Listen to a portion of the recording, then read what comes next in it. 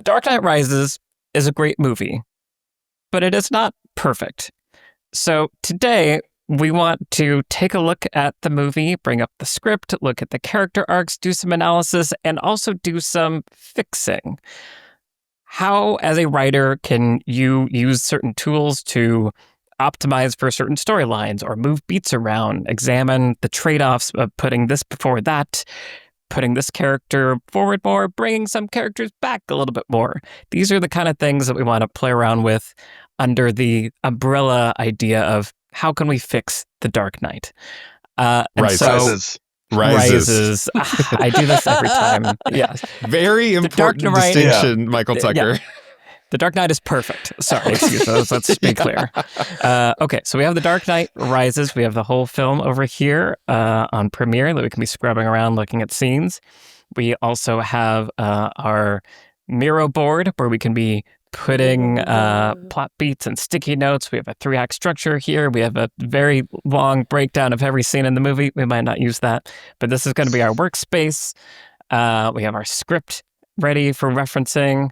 And we have some shot deck stuff here that we can pull from. So we're going to look at The Dark Knight Rises, look at some problem things, and talk about different ways to fix it and see what happens. It's a grand adventure. And we're going to start by throwing out the 3 kind of big umbrella things we want to look at. What are the big 3 questions we want to answer, we want to try to fix with The Dark Knight Rises? Each of you has come with a topic. Trisha, do you want to start us off? Why, certainly. The question that kept coming up for me when I was watching this again was, who the hell is Bane?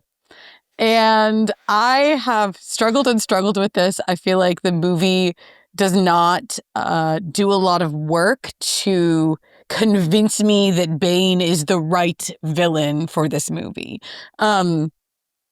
In The Dark Knight, you have the pair up of Batman and the Joker in that movie is essentially perfect, right? And you did a whole video about it on Lessons from the Screenplay, about why they're sort of 2 sides of the same coin, or like the opposite sides of a thematic debate.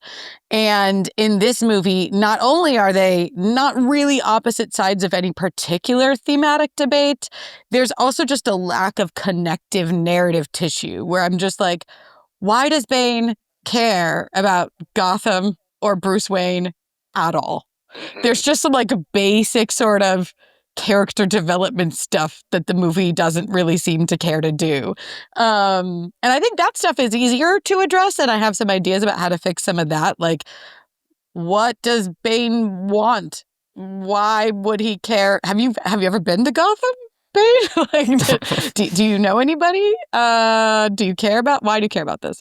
So that stuff I think is not relatively easy to fix, but is the kind of stuff that you can do in like mostly dialogue without necessarily having to move beats around. But the thematic part of it is bigger and messier, and I really want to get into that. So that's my question. Who the hell is Bane?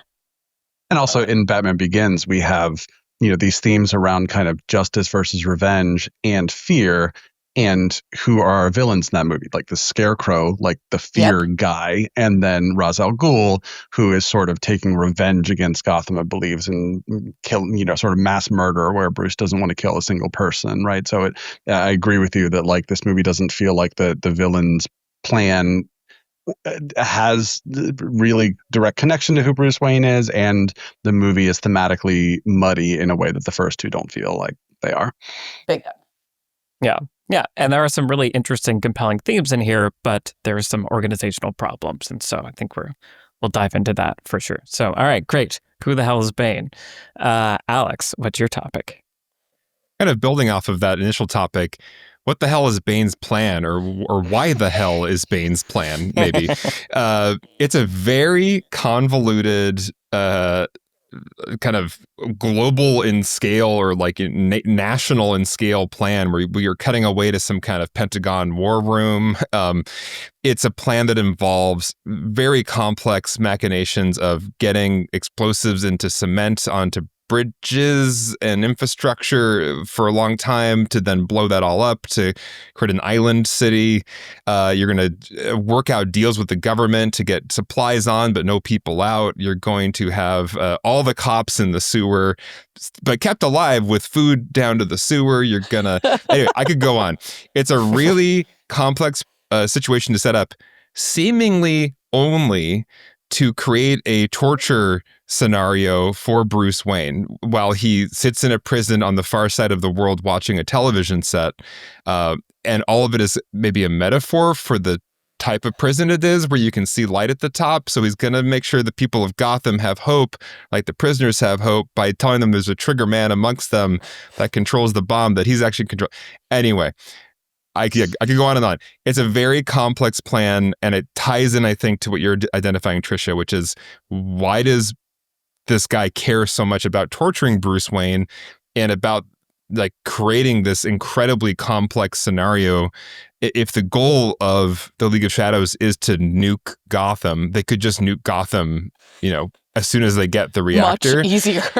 But instead, we spend the entire second half of the movie in this incredibly convoluted situation with lots of, kind of B characters and guest stars coming on, SEAL Team 6 guy, I guess. And it's just very strange and complicated. And I think if we could fix some of those thematic things you're talking about, Tricia, that could maybe point us to a simpler, more Gotham-focused, more personal villain plan. So I would like to discover what that could be. I love it. Yeah. And I think it's like, to be clear about this exercise we're doing, obviously Bane's plan motivates things that happen in the movie. Like, the screenwriters clearly needed his plan to be this complicated. Within the logic of the world, does it make sense? What is lost by straining to get that level of complexity just to motivate certain things at the end? So yeah, I think that's what I'm excited about. It's like, is there a better, clearer, simpler internal logic that can still hit some of these, emotional thematic beats that happen at the end that's maybe a little bit less Looney Tunes? And to be clear, like, there are things that are made possible by this convoluted plot that in isolation I like. I like the prison Bruce Wayne is in, and the climb that looks like the well, and the music, like that's all super cool. Is it worth the price of everything else? I'm not sure. Right. Yeah. Cool. Okay. Excited to talk about that. Brian, what's your topic? My topic is just characters feeling underdeveloped. It's something we've talked about recently in the later Mission Impossible movies, some recent Nolan movies, where it just feels like the movie is super, super long, which should give us a lot of time to get to know these characters. But also there are 40 named characters, 10 of whom are like actually really important. Talked about a movie like The Brutalist recently, a very long movie that only has like 7 characters in it, only 5 of whom are on screen at any given, or in the movie at any given time. So you have a lot of time to get to know them.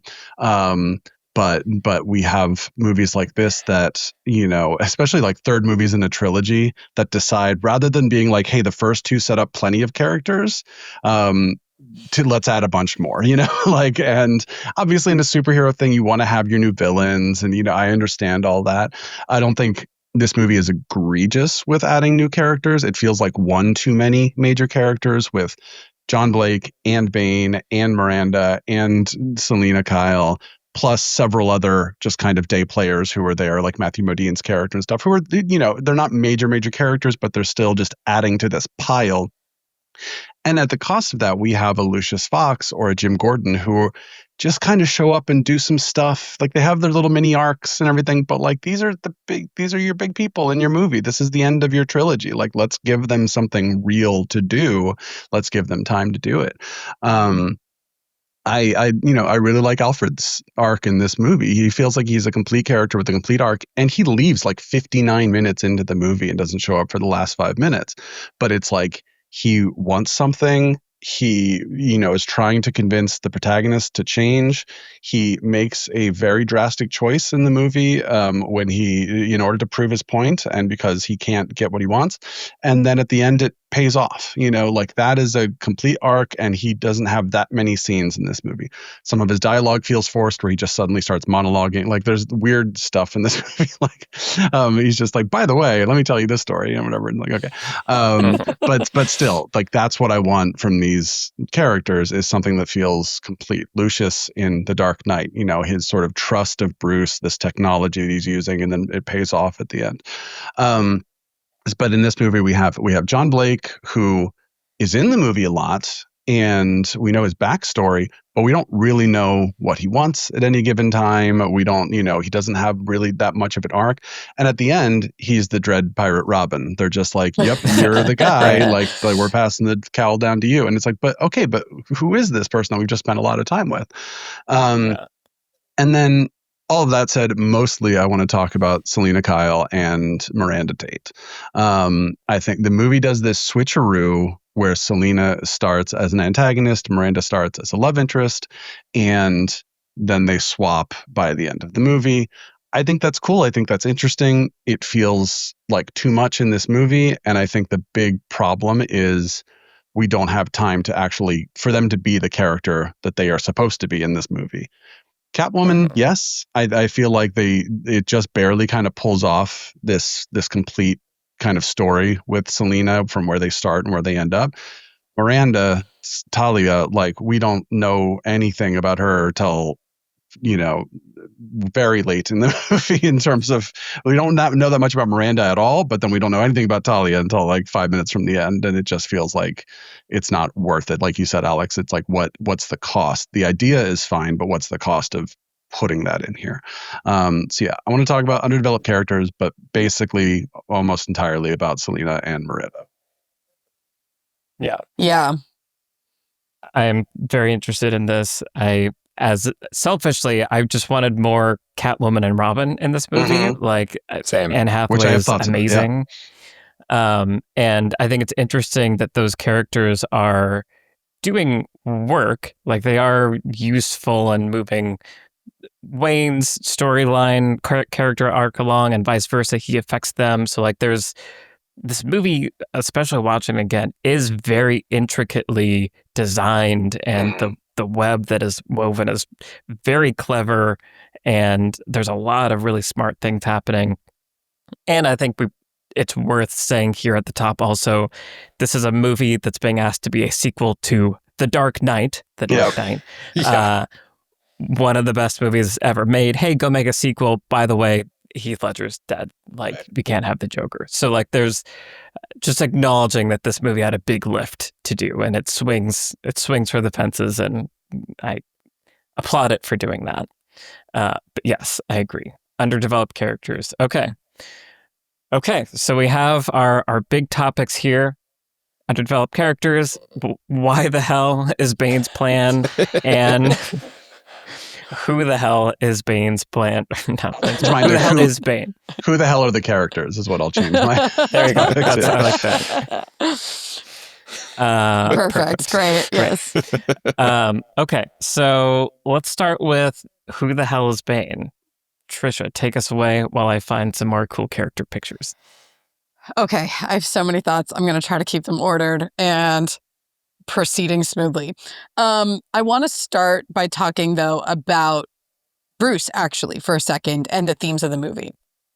So I actually, first of all, in my attempts to pitch some ideas about how we could address who the hell is Bane, I did what I often do, which is I stripped the movie back to like its thematic parts.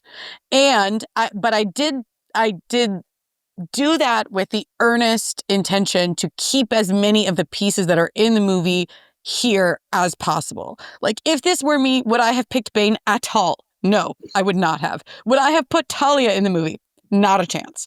And much less made her the big bad. It's a wild decision. But considering that's what we're working with, we've got Bane here, and in the sake of my, pitches, I'm going to keep Talia as the big bad also. And which maybe we don't need to do that, and that's fine if we want to explore what it could mean if she was not the bad guy in the end, but that's fine. In my fixes, I was just like, let's keep as much as what we have. I also took the script and the thematic content of the script at its, at its own word about what it was purportedly about. And so I focused a lot on Bruce Wayne in the first act and what Alfred says his problem is. And so there's this really interesting scene. I have the page number, I believe it's on page 48 in the script, where we get Alfred gives us Bane's backstory, and in the same scene is talking to Bruce about what his problem is. And he says, you didn't. Oh, now here it is. Okay, here he is. He was from a prison, and he was trained by Ra's al Ghul in the League of Shadows. And then he was excommunicated from the League of Shadows for reasons that will never be made clear. So don't even worry about that part. But then it gets into, you can strap up your leg and put the mask back on, but it won't make you what you were. Which is that Bruce Wayne has stopped being Batman, but he also hasn't become anything else. Right? He essentially has become a recluse, and he is not living life in any way. And Alfred is creating a distinction very clearly in the text here. He says, this city needs Bruce Wayne, your resources, your knowledge, not your body. That's Batman, right? But you yourself as someone who has great power to do things for the city as yourself, as Bruce Wayne.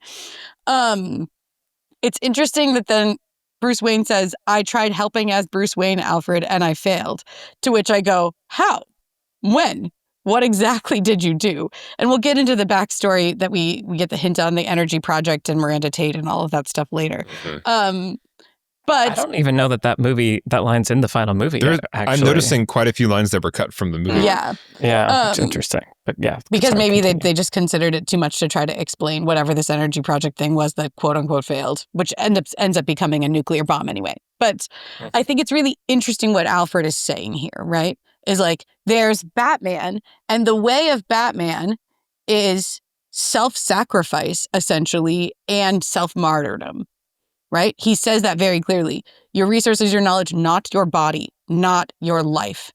To become Batman is to commit to such an extreme degree that you will die. And that's the end button of this scene also. That's what you're afraid of, that if I go back out there, I'll fail, aka I'll die. No, I'm afraid you want to. Right? That path of essentially becoming Batman leads to death. And then he says in another spot, I can't remember exactly where, Alfred says, you stopped being Batman, but you didn't move on. Right? And then he tells that long story about like, in those 7 years, I went to the cafe and I ordered the drink and I hoped I would see you. Right? And so I think that is really interesting, this distinction. And in a way, it really reminds me of what we talked about on our video about the Marvel Cinematic Universe and how you have the arc of Captain America, which is complete self-sacrifice. And then he decides to get a life, by the end, and has to reach, this kind of like synthesis balance by the end of it.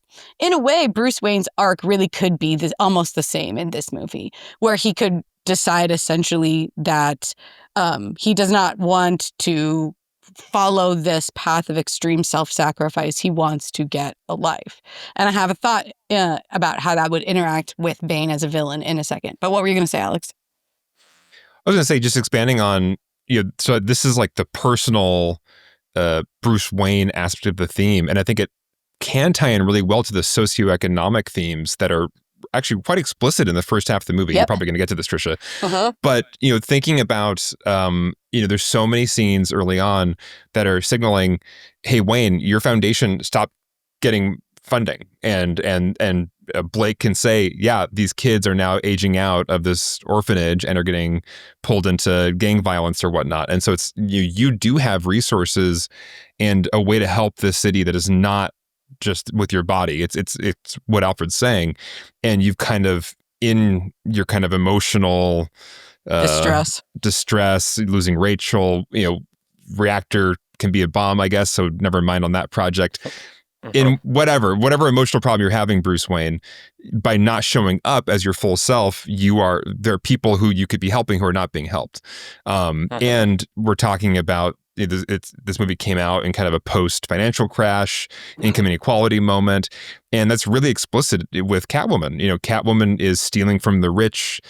She and her roommate, they're kind of part of the underclass, and so there's a lot of great stuff here that could come together. That feeds in both with the personal and the socioeconomic of Bruce Wayne. Totally. Yeah, I rewatched the trilogy in preparation for this, and because it's a delightful thing to do. And something I hadn't remembered is Joe Chill, who kills Bruce's parents. His his defense is basically saying, he did these things he did, but he was a product of the economy. He was a product of Gotham, basically, right? And it's like this movie chooses to reference Batman Begins quite a bit with Ra's al Ghul, obviously. And it's like, yeah, everything you guys are saying is making me think, like, what if Bruce almost like resented, Catwoman, or even like the kids that John Blake is trying to save, because they are just Joe Chills to him. They are people who, can't get their act together and are a product of society. And almost like you could kind of go dark with it and make him be pushing back against Gotham because he can't get this idea out of his head, and then the movie can be sort of getting him out of that, obviously, which also makes him make sense to be a recluse at the beginning. Well, and the fact that Bane says that he is here in Gotham to level the playing field in terms of like income inequality. He's going to, liberate prisoners who have been locked up by the rich and powerful. He kind of has this political mission, essentially, leaves a lot of room for him to speak into this arc, right? Bruce comes from privilege, and he has been Batman, where he is like committed to fighting crime with his body. And then the other version of Bruce Wayne is the epitome of like decadence, wealth, luxury, uselessness, essentially. So the Bruce Wayne that is being held up to the world is everything that somebody like Bane would despise anyway. So if you could actually create a backstory for Bane where, say, backing up really quickly. I went down a little rabbit hole into the comics because I figured people would yell at me about it if I didn't. And in the comics, it seems like Christopher Nolan just distilled all of this comic stuff, which spans like a wide range of things that Bane is and was and always has been, and distilled it into a few essential elements. The first of which is a prison childhood. The second of which is a drug dependency. And then the other one is the mask is always been a part of the look and the thing. And there is a connection to Ra's al Ghul from the comics. He does become a part of the League of Shadows in the comics. So in that sense, I get the impulse to kind of try to bring the trilogy around into a bookend and pick him. And then the breaking the bat moment is one that's like really essential comic book lore. Like numerous Bane storylines include the moment of like you break the bat over your knee.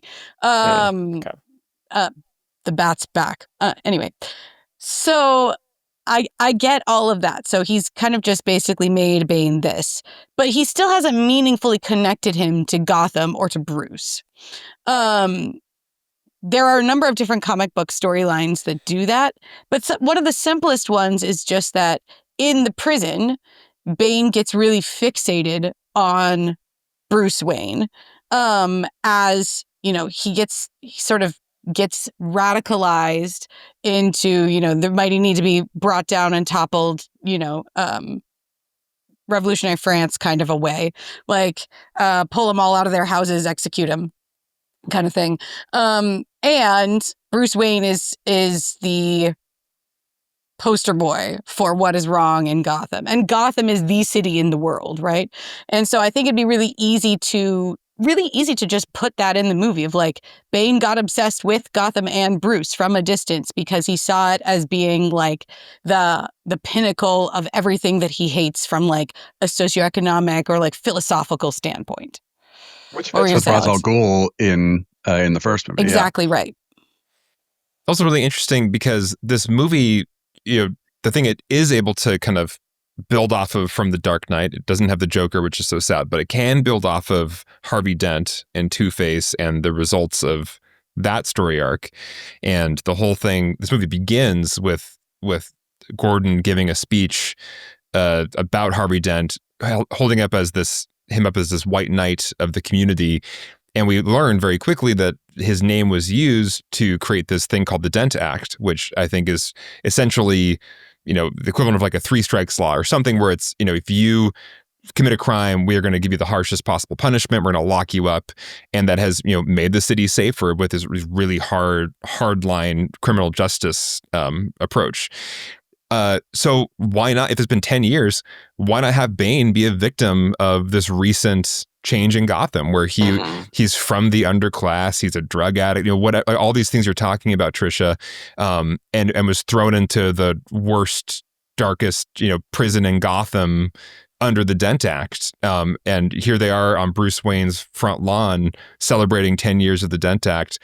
I just think there's a lot of things already in this movie that if Bane was affected by these things directly, it makes sense that he wants to turn Gotham upside down into this revolutionary place.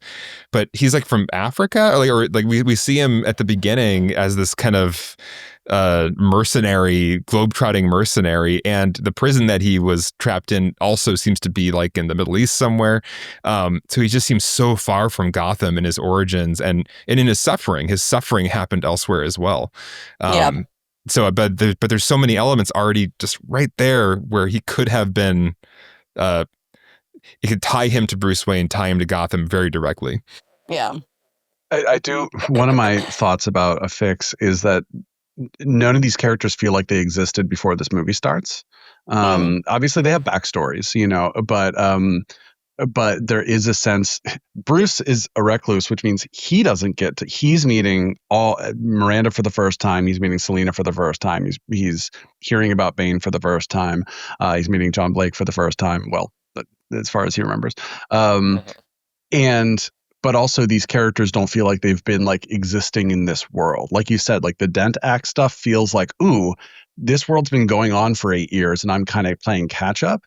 But then everything else feels like, or all the characters feel like they're just showing up to start the movie now. And yeah, everything you're saying, Alex, of just like what if Bane has been here and been involved with this world and has been directly affected by the world. So at the start of the movie, he's already engaging with all of this in a way that we learn about for the first time, but has already been going on for some time.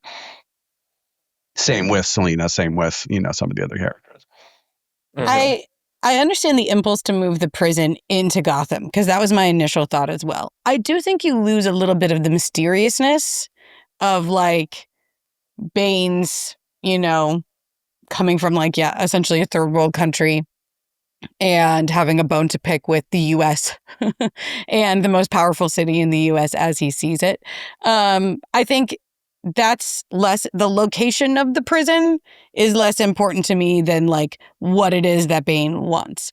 So what I think, like when I think about fixing or like clarifying who Bane is, I think immediately about what does Bane want, right? So he claims that he wants, and this will go right into your, what the hell is Bane's plan, Alex? Why the hell is Bane's plan? But like he claims to be representing the common people, right? And that Gotham needs to be returned to the control of the people. The rich and powerful must be toppled. And that's what he says he is about. What if he actually is about that? Right. Instead of like, there's 3 trucks and one of them has the reactor on it and they'll be driving around Yeah. and Right. I'll blow it up eventually. What if Bane actually truly did want what he says he wants? Okay. Now, I tried to mess with his plan as little as possible, and I'm sure you have lots of great suggestions on how to neaten it up. But my thought was this. Let's say Bane was radicalized in prison and or by Ra's al Ghul immediately after getting out of prison, and he's about to fulfill Ra's al Ghul's vision for Gotham. All the mighty and powerful will be toppled. Gotham will be returned to the control of the people. And that is truly what Bane believes in and wants. If that is the case, then he becomes this other side of the coin, this dark mirror for Batman's obsession, right? Like, he believes in extreme self-sacrifice for his philosophy, for his beliefs, his ideology. At the beginning, when they're in the plane, he makes one of his followers stay on the plane because he's like, no, brother, they're expecting us in the wreckage. One of us in the wreckage, brother. Right. The fire and, rises. and it becomes then, you know, again, if the theme is about like complete devotion to a cause or an idea to the point of death versus a more measured, like, you can help by living your life as yourself, you can help in your own way, whatever that way looks like. If that's the thematic debate, then have Bane represent the natural end of that kind of extremist lifestyle. And the simplest fix that I thought of was just to have him not know that the bomb is a time bomb. If you want to keep Talia as the big bad, have her know that the bomb is a time bomb. Give her a different goal. Have her be using Bane and have him not in any way know that the bomb is a time bomb. So he doesn't actually want to blow up Gotham. What if he actually just wants to return Gotham to the people? Talia wants to blow up Gotham, but Bane doesn't know that. Bane actually is who he says he is, and he actually believes what he says he believes. And then it just becomes so much cleaner. He earnestly is creating a new kind of mini society with him as the anarchic ruler. Exactly. Earnestly and not as a torture device for Bruce Wayne for a month. Right. Exactly. Yeah. Yeah. Okay. So that's, I think that's really interesting. And I want to kind of like poke at that for a second. So yeah, I think first of all, it's like, thank you, Alex. The time bomb. Yeah, so one of the things you were saying is basically like through Bane, we're introducing an idea of like self-sacrifice is sort of the only way through his henchmen and through all the stuff. And that's kind of the lie that our protagonist believes at the beginning of the movie, right? That's where Bruce Wayne is. It's like, the only thing I can do is, you know, keep sacrificing, or maybe I can be Batman and I can go out and die, and that can be the way I fix things, is sort of where his head is at. And so that sets up our antagonist to be the like true embodiment of this lie, and then gives the most contrast for then Bruce Wayne to go on by the end of like, no, living is the best way to help kind of thing. So I think that's a really cool thing to call out. And I also like this. Yeah. So what if Bane doesn't know it's a time bomb? And part of, I think, what that fixes that we can get into with your topic, Alex, of this and the insanity of the plan, is I feel like good characters in my book have a want and should take the simplest, fastest, most direct goal to that end. And only when you hit an obstacle do you make your plan more complex to get around that obstacle and that obstacle. And I think part of the insanity of Bane's plan is that it is extremely complex, such that by the end, it obfuscates what are you trying to do ultimately? And I think this gives an interesting dynamic and purpose to Miranda Tate. It actually justifies her being in the movie.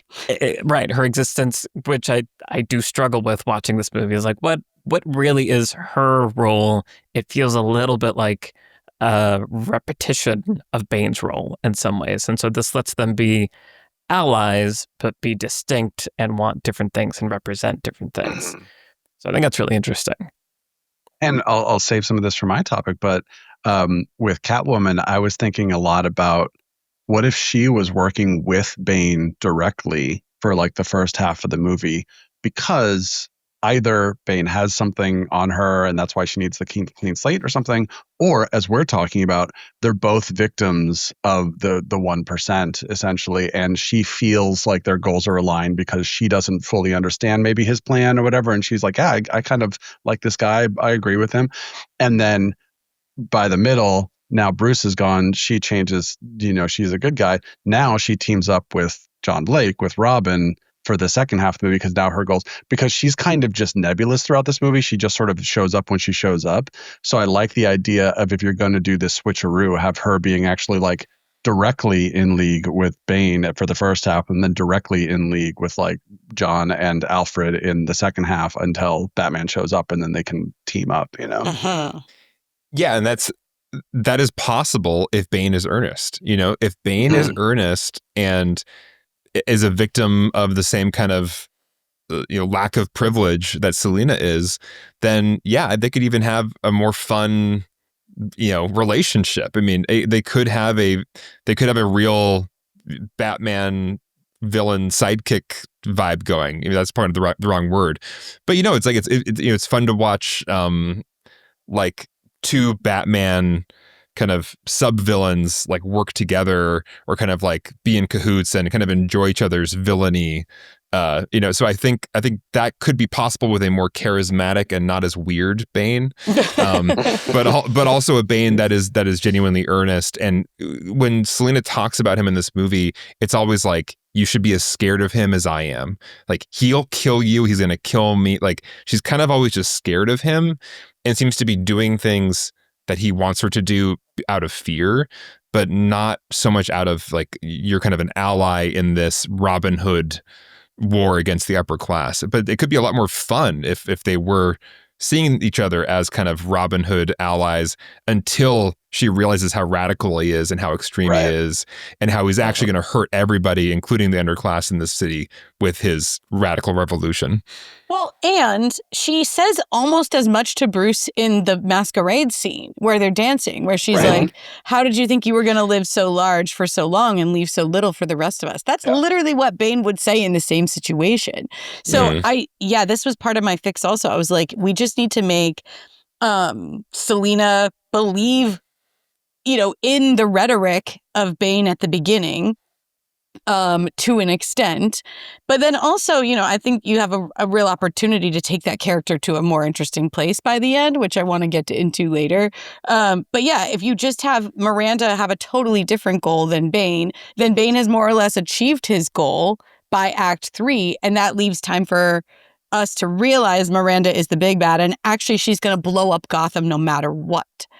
And that is not at all what Bane had originally planned. Miranda has a different plan. Miranda is using Bane as well for her revenge plan. Just to add really quick to that, I think there's something potentially thematically coherent there if we figure out who Miranda is.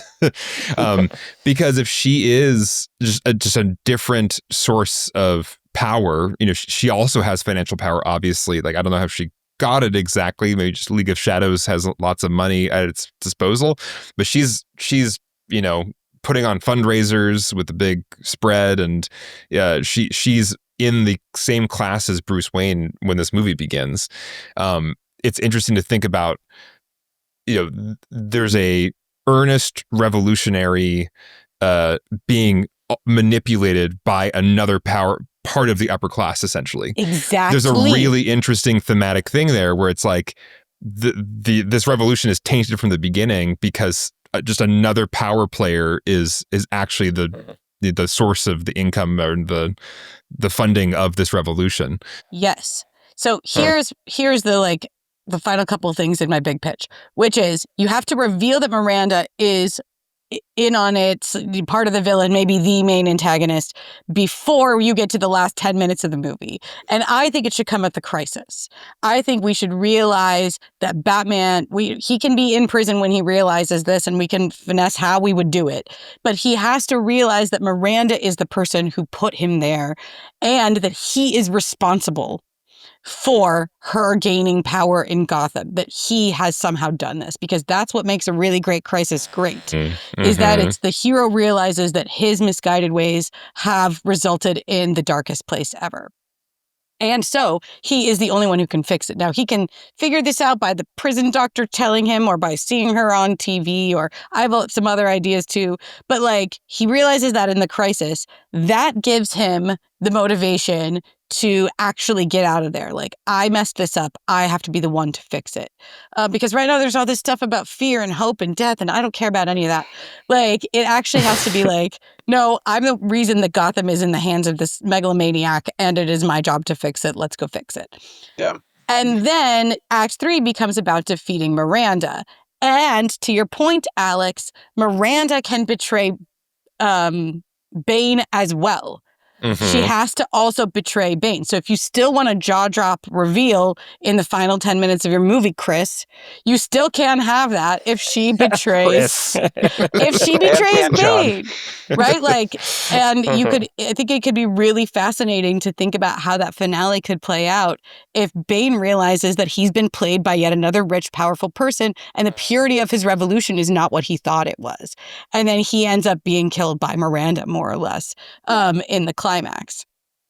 He kind of becomes a tragic figure, you know. Exactly, which is so much more interesting to play anyway for an actor. Yes. Yeah, he's a really unfortunate figure, you know, underclass, drug addict, criminal, whatever, suffered in prison, and he thought he kind of got this radical, you know, utopian revolution in his mind. It's kind of twisted, and all of it was for nothing because he was being used the whole time, and Correct. it was not actually under his control. Yes. Yeah, I also really like the way that ties back to Batman, because I feel like the Brolins like overestimated how much we care about the League of Shadows when making this movie. I was just like, oh right, the League of Shadows. That, like, what was their thing, you know? But I feel like if Ra's al Ghul's plan was to destroy Gotham the way they destroyed Rome, the way they destroyed, you know, every city when it got too powerful, then the idea that Bane's plan is to actually try to bring it back to like a good place, like a somewhat, you know, balanced place, as you guys are talking about, but not realizing Talia's plan is Ra's al Ghul's plan, because of course it is. And then in those last 10 minutes, like you said, then she reveals that we want the same, well, we don't want the same thing, but we were going after the same thing, but for very different reasons. Well, and in the comics, it seems that they were both trained under Ra's al Ghul. And in fact, that at one point Ra's al Ghul wanted Talia to marry Bane because he wanted to carry on his legacy in that way. I think it's more interesting to make them more like siblings who are like fighting for their father's love, essentially, and to have Talia resent Bane. But like secretly, right? He doesn't know that she sort of is jealous because she always felt like her father liked him better or whatever it is. Basically have them kind of be these warring siblings, and Talia's carrying like a lot of resentment toward Bane, and therefore has been manipulating him and using him all along. Rather than this weird, like pure love, he was my protector thing, which doesn't make any sense. Like have them essentially have been siblings and then have her be mad at him about how their relationship with Ra's al Ghul was. If you really want to have Ra's al Ghul in this whole thing, because I agree with you, I could not care less about it, but it seems like what we're here for. Yeah, I mean, like if there were no requirements from the comics or whatnot, I still think it would be cleaner if there wasn't this, we're both trained by Ra's al Ghul, like, if that wasn't their main connection. Like, I feel like it's more interesting if that financial relationship, or she's kind of his sponsor, and then realizing you've been used essentially by that class. Yeah. But no, I'm with you. Okay, so to sort of summarize this version of things, so a lot of the movie is pretty much the same. Yep. The big changes are that Bane actually believes in his stated plan and the upfront thing that they're doing, which is taking over Gotham, creating this island city, giving it back to the people, bringing down the rich. There's thematic resonance there with Selina's arc, which I want to talk about, and that was already part of the text. That's bringing that forward. It then can be revealed at the crisis, so sort of the end of Act 2 right now. That's, so that's one of the things I want to talk about too, actually, is like Wayne's arc and how it lines up with Act 2, Act 3, and that transition, I think is interesting. But so essentially, at the end of Act 2, right now, Wayne rises, right? Batman rises from the hole and has decided that he wants to live again. And it's the fear that motivates him. The bats come out as he's climbing. Like, we got all that stuff. I love it. I love that scene. The music is so good. The music is driving. Hans Zimmer does so much work in this movie. Yes. Yes. But so that beat would then also need to be part of that motivation for him could be realizing that Miranda is the real big bad. He's kind of played into her hand and enabled her to do this thing. And I think that could still come before him rising. That could be the thing that he's seeing and that he's realizing that then makes him be like, I got to start doing push-ups. And then that allows for a final reveal where we get to see Bane realize that he's been used and betrayed by this like sibling figure that resonates even more with the sort of powerful using those below and betrays his sort of even belief system. I feel like this is almost all like pluses. Like the trade-offs are minimal in my head here, but interesting. Yeah, and I think it can still lead roughly to some of the stuff we have at the end, where you see that Bruce Wayne's home has now become a new orphanage. There can be this feeling of Miranda's also in some ways a dark mirror of Bruce Wayne. Like, she is using her power and money to do something. Like, she's not just sitting at home alone in her house feeling sorry for herself. She's using her power to like enact her vision, and it's kind of it almost shows Bruce, no, this is a way you can make change. You don't have to kill yourself or sacrifice your body. You can Joker face. Oh, I never noticed that. Is it? I know the internet likes to think it is. Is it? In any case, yeah, I think Miranda could also be part of this arc for Bruce of just, yeah, I don't have to do the kill myself as Batman thing. There is another way.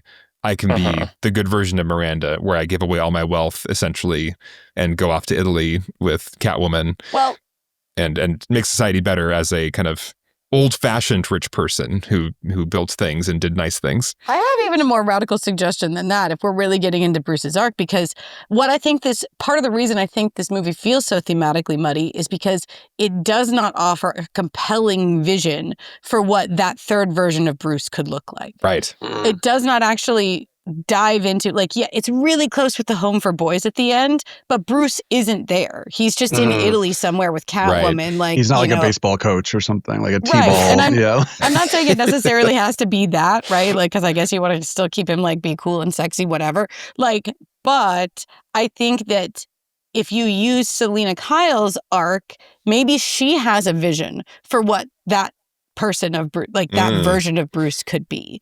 So I had this thought of like, you should tie her, and I'm sorry to step on your toes of your character, Brian, but like you could tie her to the thematic thing because maybe she is also helping her neighbors in some small way, right? Like, we see her like, doing this Robin Hood thing, but what's she doing with the money, right? She's just paying off more bad guys. But what if she was also, there was a family that lived next door to her and she brings them a bag of groceries and she's just talking to the mom and the mom has a bunch of little kids. And, there's this moment deep in Act 3 where she like helps a kid who stole an apple and it's almost doing this thing, right? Yeah, where totally. It's almost connecting her to how you can, as a person, right, in like this society that is deeply imbalanced, what are the ways that you can help, that you can bring your talents to help? I think she could do that even more meaningfully. And her connection and romance with Bruce early on in the movie could be more about that. All she's really saying is like, you people are going to be toppled. But she could say more than that. Like, you have all this wealth and power, you don't do anything with it. You should be doing more. Right. And what if this offer us a compelling vision of what this middle this other way, this synthesis could look like for Bruce, where he could meaningfully, if he's going to hang up the cape and mask anyway at the end of this movie, and he's not going to be Batman anymore, then he also doesn't need to be Bruce Wayne. He could be some other person. He could be the custodian at the boys' home. I'm not saying it's that, but like he could be, he could eschew that life of privilege and become like sort of a common hero in his own way. And I think it'd be cool to see a cool vision of what that would be like. Yeah. Well, it'd be cool if you were a t-ball coach and like the kids named him Batman. Man. Yeah. Well, I think we all have to leave. I think that's it.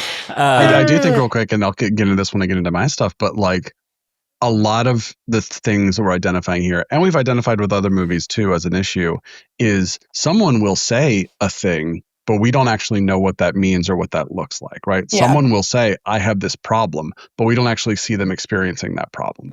Someone will say, I want this, but we don't actually understand what that would mean, or we don't see it, like you said, a vision of what that would look like. And I feel like that's going on a lot in this movie. Definitely. Well, and yeah, so let's dive into that. I think Selena Kyle, is an interesting character here because it's almost doing a lot of this, or like you're saying, Brian, I feel like there is dialogue devoted to some of this, but we don't get like the demonstration of that. So like right now we meet her, she's stealing, the jewelry from the thing, but we eventually learn, this movie's so long, I'm not going to be able to find all these shots, but eventually we learn that she's trying to get this clean slate program. She has this sort of ideological belief of, the rich, a storm is coming. You're going to wonder how you were able to live so big while leaving so little for the rest of us, right? Like the movie really like puts a focus on that when she like whispers it in his ear here.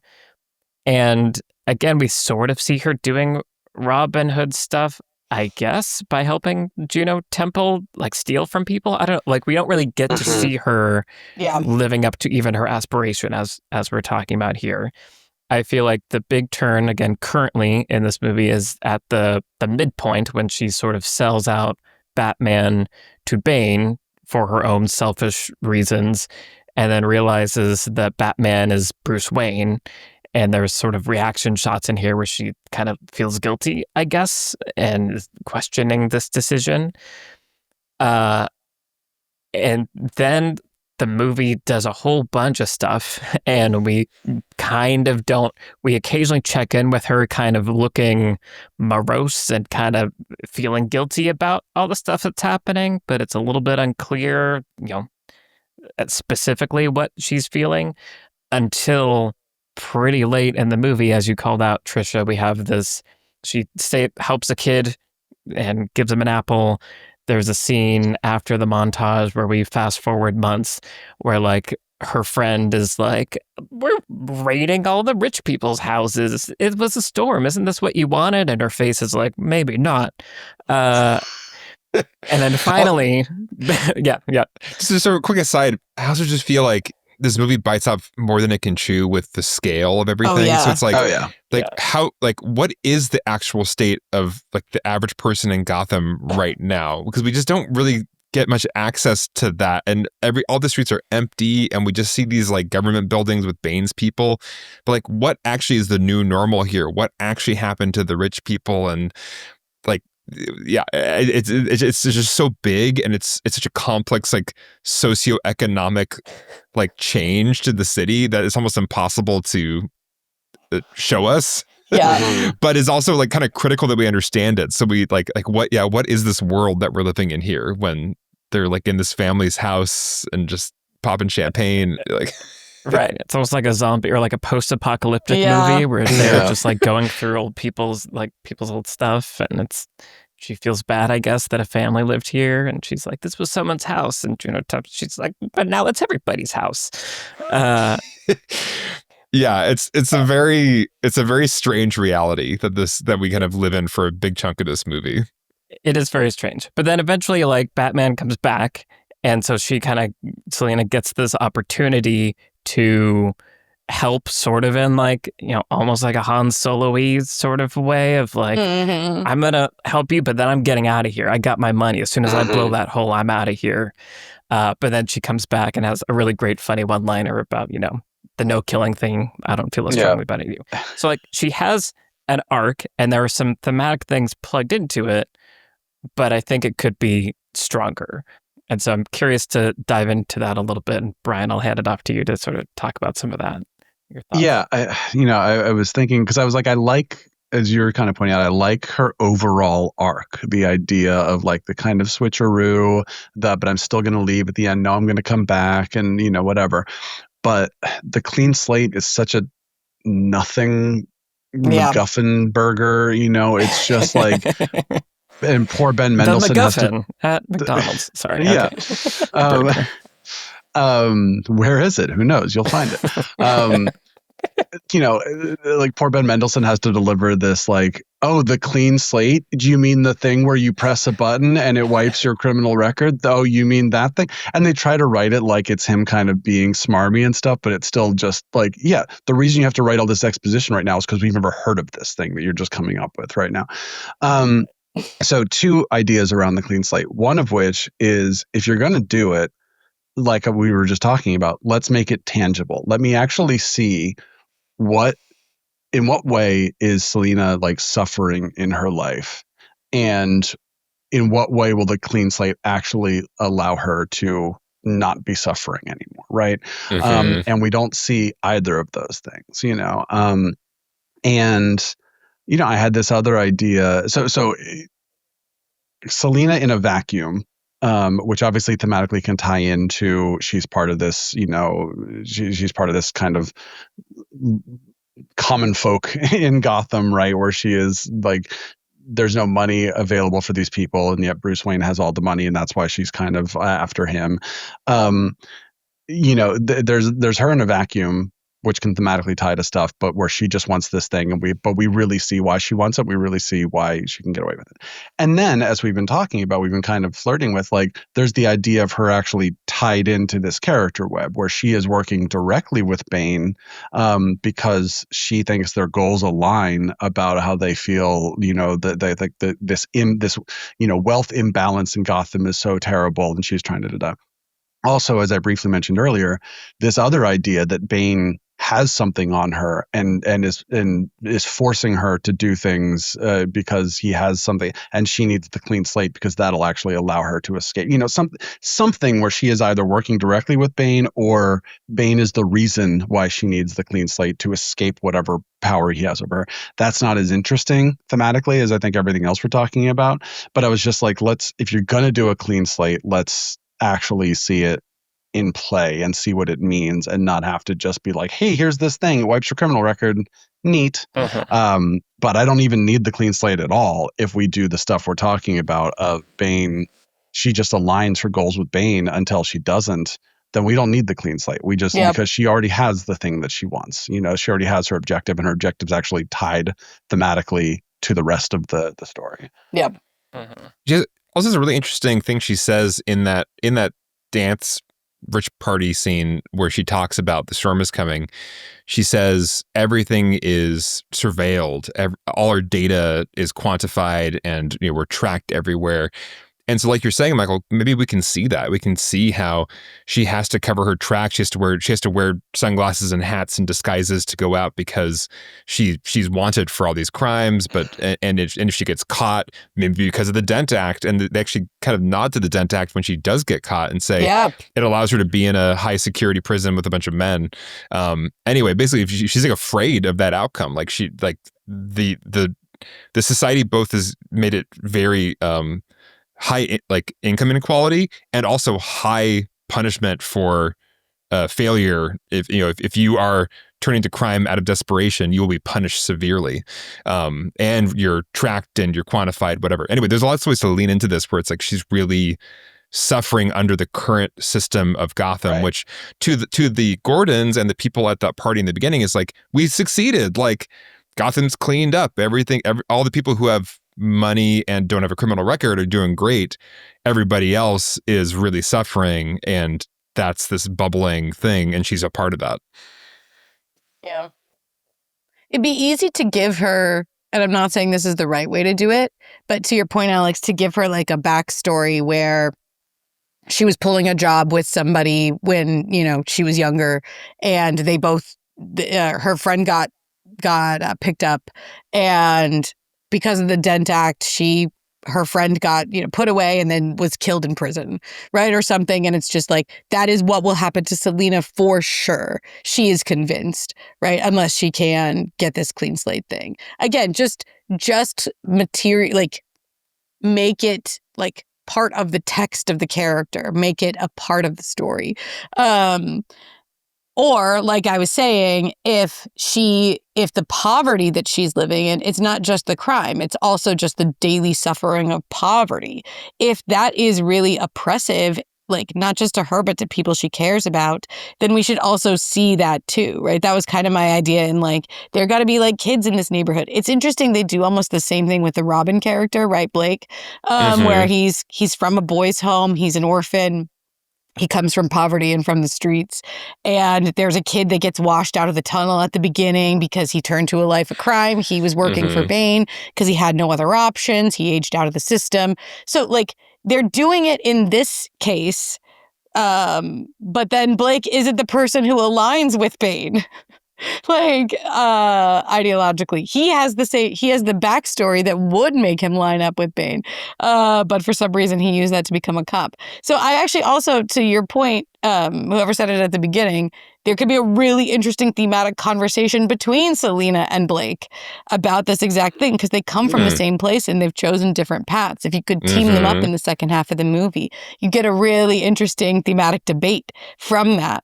But yeah, either way, like none of this stuff is actually on screen. None of these different ways you could develop the character were actually taken.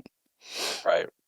And I want to know what she is sacrificing at the end to decide to come back. Right. Because we don't really have this like empathy for her, because we don't see why she is so desperately trying to get the clean slate, why she so desperately wants to get out of Gotham, because the movie doesn't really bother to show it to us.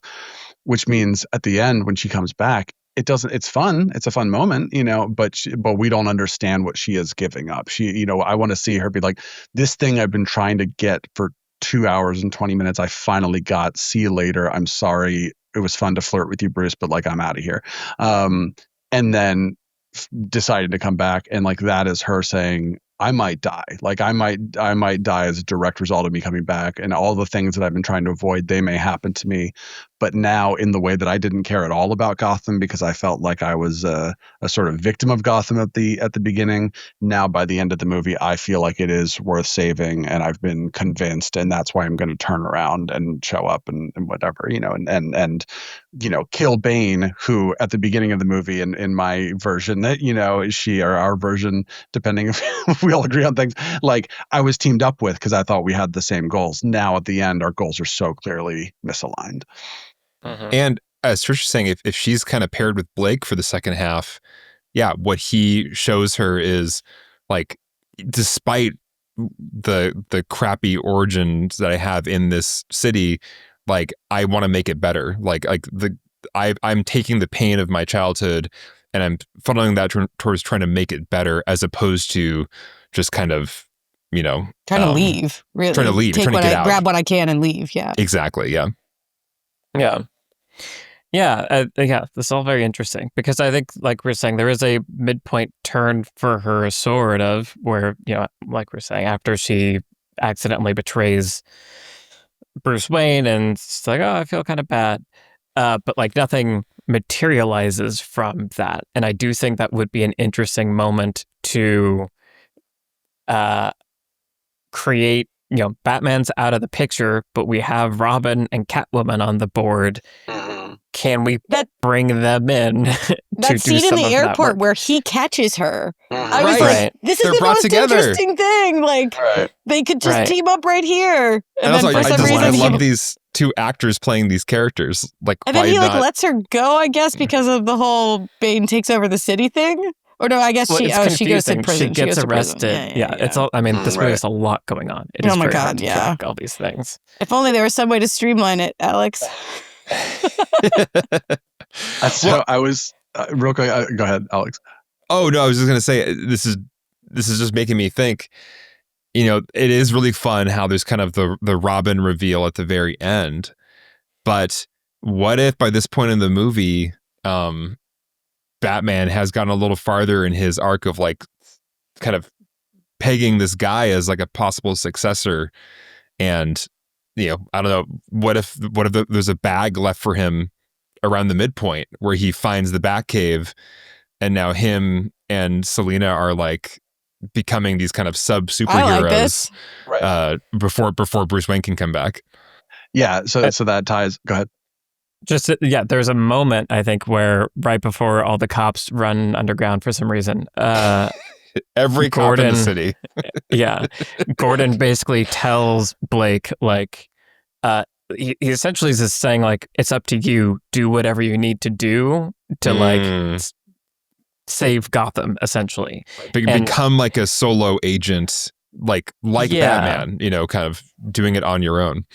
And that, to me, watching it this time, felt like, oh, that could have been a branch point where, like, where does he go? He goes to the mansion. Nobody's there. What does he find? He finds the Batcave. Like, maybe that's too goofy for the Nolan, Batverse, but it's just interesting that I feel like that is on the table. Sorry, Brian. Well, no, I was going to say there is a Robin problem here where, the Robin thing is just kind of a throwaway wink at the camera at the end. But also it doesn't feel like the movie was building up to that.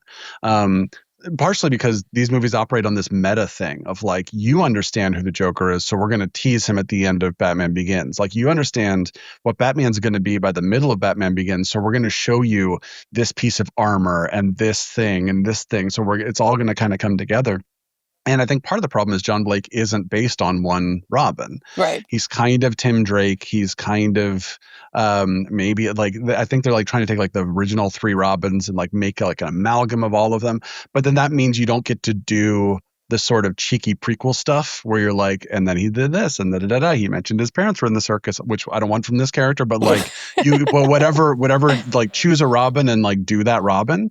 Or if you're going to do a totally new character, then like I still want to see him become Robin. I still want to see that actually like as a payoff at the end of the movie, not just like your middle name's Robin.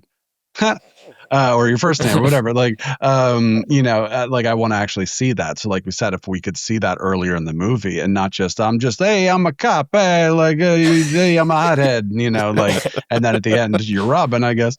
And I had this just fun idea, which is not sort of interesting or super like thoughtful, but I was just thinking the idea that Catwoman and Batman, so in this version, Catwoman wears like a full mask, like, so Batman doesn't know that she's Selina Kyle.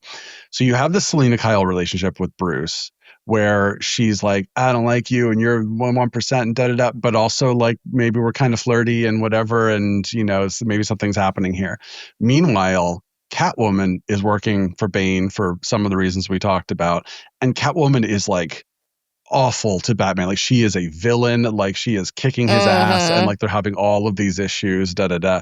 Then at the midpoint, she realizes Batman's Bruce Wayne, but also he realizes she's Selina Kyle, right? Like, which sounds a little goofy, but you could bookend it almost where she's like, come with me, and he's like, how can I trust you? And she takes off her mask. She's like, my name's Selina Kyle, nice to meet you, or whatever. Like, she like gets his trust and he's like, oh shit, Selina, but she doesn't. And then we have the moment where Mr. Wayne, and then she's like, oh my god. But whatever that is, could or could not happen.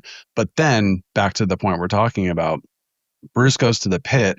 Now Selina feels so bad because now Catwoman's been kicking Batman's ass to hell, and now she realizes that was Bruce Wayne, the guy that I kind of like, and maybe I'm like starting to actually become aligned with a little bit. I feel so bad. I need to go find whoever I can to help this. So she teams up with Alfred, who I guess is gone by this point, but like she finds John Blake, she finds Lucius Fox. She's like, I need to help. How can I help? Let's work together.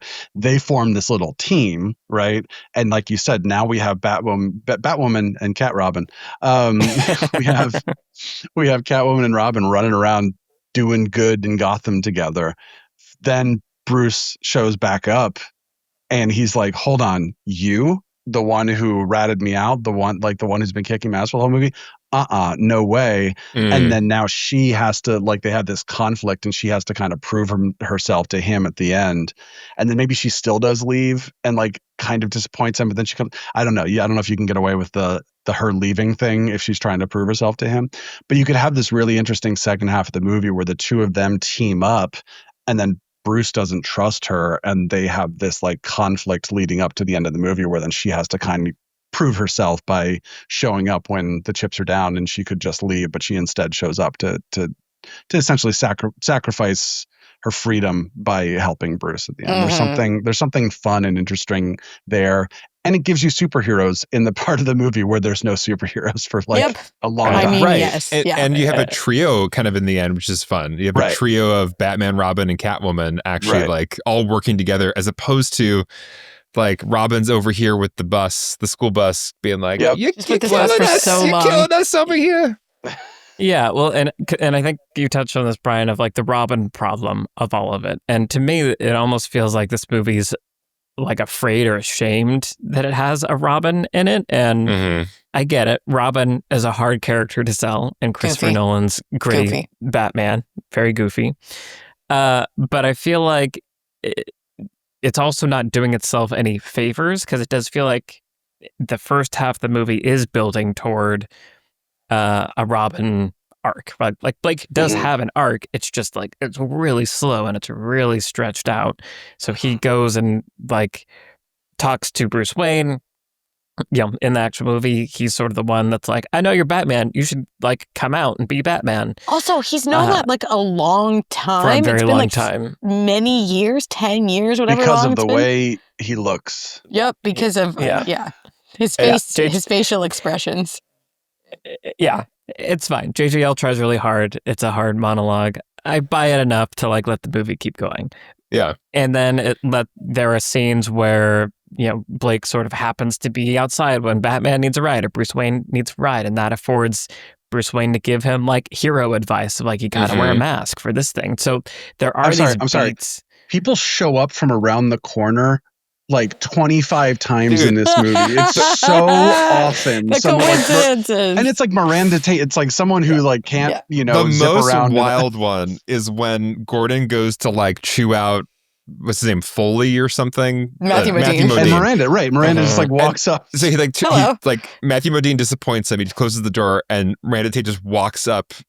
It's like this is a random suburban. She's just in frame suddenly. It's like a random suburban street. She's like, I hear you need men. I can help. Like, what? Where did you come from?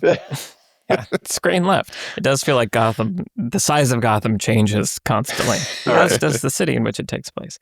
But so it feels like there is trajectory toward a Blake having to step into the shoes of Batman, because eventually that is literally the final frame of the movie, right? Is that's what's implying. And he's with Gordon. Gordon's saying, you know, it's not as simple as you think, right? When Bane reads Gordon's letter that he wrote admitting that Harvey Dent was a bad guy, right? Gordon and Blake sort of exchanged some ideological barbs there. So I feel like there is the setup for Blake, but then when Gotham needs a Batman the most, he's still just in I'm a cop mode, and his thing is to run around and mark like chalk on, you know, trucks that go by, and to be really upset at the special forces dude and be like, and then ultimately the pinnacle for him in the climax of the final movie in the Batman trilogy is to yell at a guy about letting the school bus cross the line. Like, all of Gotham is at stake, and he's here being like, no, you gotta let us come across. I'm coming across. Oh, you didn't let me come across. I hate authority. And so it just feels like a weak payoff, even for the beats that are set up there. Yeah. So it does feel like there is this lack of superhero-ness that we're talking about in the second half when Bane's plan is going crazy. And it feels like Selina and Blake are in pretty decent places in their character arc to be active and try to be stopping things and driving that more than Gordon and Foley and the cops. Right. We're introducing all these new side characters that are really uninteresting, that are the primary people dealing with the situation of Gotham. And I think, once again, part of the problem is the scale of the situation. When you make it kind of a national security problem, that's different than, what if we did scale this down? The city could still be held hostage by a nuke, which prevents any outside help from coming in. But instead of it being this like far-reaching citywide revolution, what if it was more of like a zone in the middle of the city that they take over, and they bring all the rich people there, and like whatever, they do some kind of revolution, but it's not literally the entire city of Gotham where it meets the water. It's some kind of zone in the city where everybody's threatened, and it can be something where a Catwoman and Robin are like saving the innocents within this zone and like fighting back against Bane, but it's not Pentagon war room stuff. Right. It's just some way that we could like scale this so it's not a society has changed, but rather there's something that the superheroes could police. Right. Yeah. If you want to sell that this is the Dread Pirate Robin, then like show me that, right? Like show me he is the new Batman potentially at the end of the movie, not just because he found a cave and went up, which is, I guess, the theme of this movie. Rise. Going up. Going up. Yeah. Mm-hmm. Yeah. I thought about the scale and the scope of it too, Alex. And I don't know if I came up with a great solution, right? Because you kind of are stuck in this like third movie of the trilogy problem where you kind of have to make it bigger, right? And in The Dark Knight, the Joker kind of takes over the city, or he like rigs these traps. But like the number of lives on the line, right, in The Dark Knight are a few dozen, right? On the fairy experiment that he does. Mm-hmm. And I do wonder if there's a way to like, okay, so here's what it is.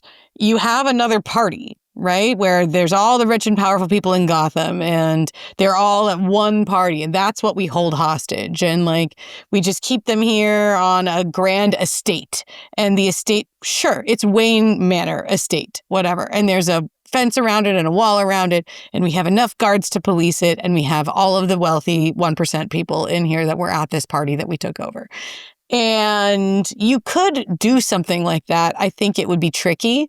It would kind of have its own problems, but I do think there would be a way to, the idea that you're going to like give Gotham back to the people. It's hard to imagine what that's like if you scale down. I do think you could just plug logic holes, which the movie doesn't care to do most of the time. And that would be something. I also feel like I can feel how the villain's plan got so complicated, because when you start down a path as a writer and you're like, okay, so Bane's going to do like a French Revolution in Gotham, then you get into the logistics and the problems with that. And like, well, wouldn't this happen? Why wouldn't people just leave? Why wouldn't the government just come in and like bring the military? And so then you have to come up with all these reasons why all these things wouldn't happen.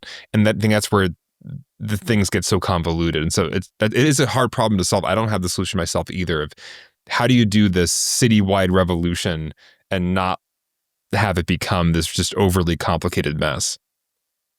I think part of the problem is there's a scale thing, not just geographically, where it's the entire city, but temporally. Like there's time passes. Yeah, the like, time. Right. I remember watching so this much movie time? because Batman's back is broken. Like I think it's just literally that in a lot of ways. It's like we have to give time for Bruce Wayne to heal enough to be able to rise, to then be able to come all the way back is, I think, a big driver of it. And I think that there's something interesting in going further than what previous Batman movies do, where like, by the end, Gotham is in chaos and there's the fear juice in the water that's being steamified and everyone's going crazy. I think there's something interesting in like the revolution starts. Like you don't stop the revolution. It is happening and Gotham is given over to the people and chaos is happening. But I think it's the and then we fast forward 5 months. That is where it breaks for me, and where those kind of societal like things feel super weird. And so I think there's just also that, and so that's a thing that I wonder about, is if you didn't need Bruce to heal from a catastrophic back injury, could you compress the time a little bit? But then are we not hitting the beat that you called out, Trisha, that I guess is in the comics of Bane breaking the bat? Yeah. I wonder if you could just establish like a more grounded, if you have to have the time jump. And I like the frozen city. I like the frozen rivers. Like, I think it's visual and cinematic. Visually, it looks cool. Yeah. Sure. But if you're going to have the time jump, maybe just establish that actually people have escaped. Maybe there is like a thriving like black market, like escape route. Essentially, you can kind of buy your way out maybe, but if you get caught, you will definitely get killed. Like, actually do it the way that the French Revolution did, where people were fleeing, right, over to England, and were also being escaped. And I think you could do that, but then also establish that maybe a lot of people actually really like it here. It's working for them. And so like there is still a nuclear bomb on the island. And so the government is hesitant to interfere. There is sort of a equilibrium that has been established, right? There is sort of something working in the society, and people are able to escape if they desire, but a lot of people don't desire. A lot of people are living larger than they thought. Like, it's not, people have gotten the upper hand. Rich people have been toppled, and there are people who prefer to live here. Some have escaped and some just are staying, and there's still a bomb in the mix. Yeah. I did have like a wild idea when I was playing around with things that stretch the movie way more than we were trying to, which was like, what if the first half of the movie was like the first 20 minutes of the movie? So like the back is broken as like the inciting incident. And Whoa. then Gotham as a police state, but hear me out. Gotham as a police state is just what this movie is. So we're not trying to do all of this way, way, way late in the movie. This is just the actual normal story world, like the new story world that we're introduced to by the end of the first act. And then we have time and then like Batman doesn't show up in this movie, or I guess he shows up at the beginning, but then he doesn't show up until like the midpoint when he is healed and he comes back and whatever. It's wild, and I'm not saying like we should just do that. But there is something interesting, I think, about the idea of if Gotham as this police state is too convoluted, what if that just was the entire movie? And like you said, we could learn that there are characters who are kind of okay with that, and there are other characters that we have more time with Bane. We have more time potentially with Talia, depending on when you reveal her with these characters. There's something there that I think is fascinating, and I don't think it's the right call here, but I do find it fascinating, the idea of, if you want to do something on this scale and this scope, introduce it way earlier so we just have more time in that place. I almost like feel the opposite. And maybe this is just me because I like the movie so much more before we enter this zone.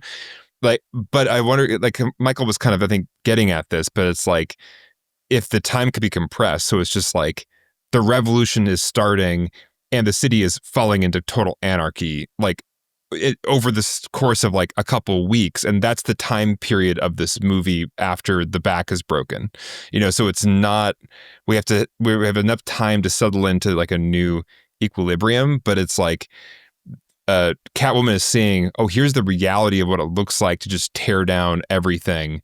It's actually not helping the lady next door with her 5 kids. Like, they're like, now they can't get any food. And like, all the systems are broken. Like, and so I thought I wanted this, but actually, oh crap, this is worse. Yeah. And then her, in our new version where she and Robin team up, he kind of makes her realize, actually, there's another path forward, like of trying to make things better, but by building new things, not tearing everything down, whatever that lesson is. So I think there's something there where if the time scale is compressed and we don't have time to settle into like, now we're all just living in the new world, but it's just like the disintegration of the old world is not what she thought it would be like. Right. And now we're trying to like save the innocents during this disintegration period. So all these people that we were hoping would be helped are not being helped because just like the powerful, they're not the rich people anymore. Now they're the criminals. Now they're the other. Now they're the violent, right? Now it's the law of just like who's bigger, who can hurt you.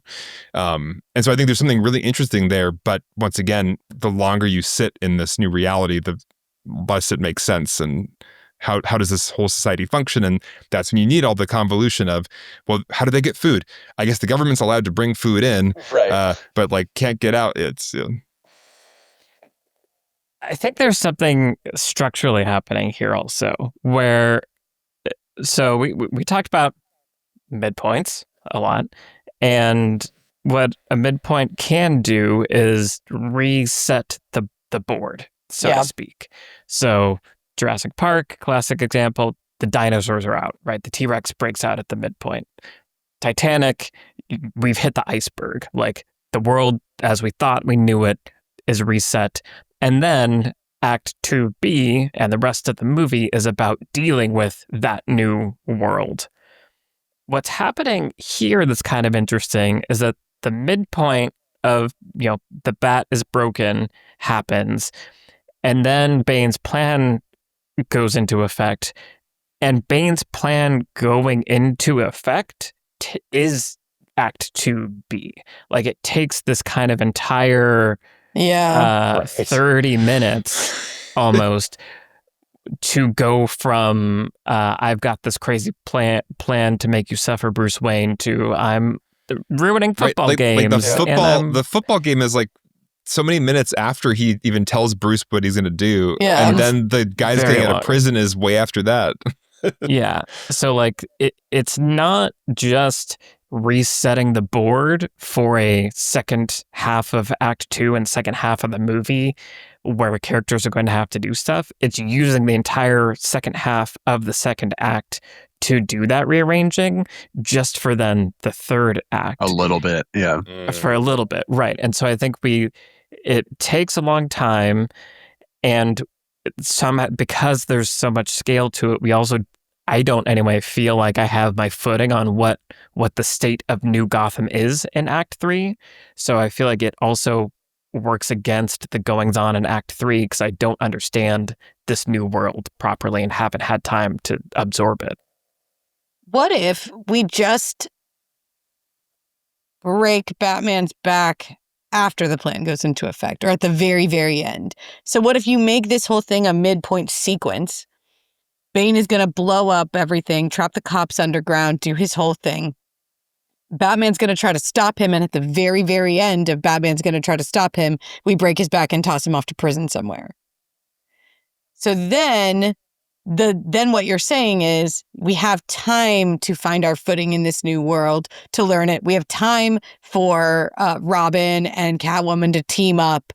And then we have time for Bruce's back to heal and to come back in Act 3 to find out Talia is the big bad and he is the one responsible for all of this, and come back in Act 3 and then have the final showdown. I actually think you'd have to just tighten everything in Act 2A and then actually really tighten up this midpoint sequence. But I think you could do that if you had, spent your time a little bit more economically in the first half of the movie, and then just have all of that happen while Batman is still in Gotham. Break his back, ship him off to wherever you're shipping him off to.